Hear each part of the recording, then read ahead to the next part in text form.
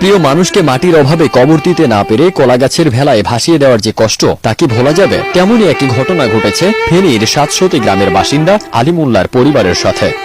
২৩ August ভোরে মারা যান ৭৩ বছর বয়সী বৃদ্ধ আলিমুল্লাহ। পুরো এলাকা পানিতে তলিয়ে গেছে।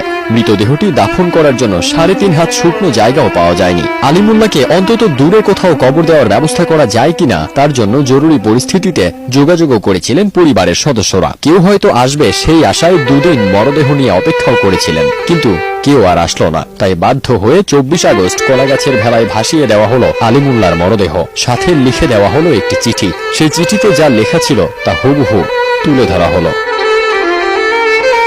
এই মৃতদেহটি অতিরিক্ত বন্যার কারণে আমরা দাফন করতে পারিনি। ২ দিন অতিবাহিত হওয়ার পরে আমরা পানিতে ভাসিয়ে দিয়েছি। সাথে আমাদের এলাকার নাম ঠিকানা সহ ফোন নম্বর দেওয়া হয়েছে।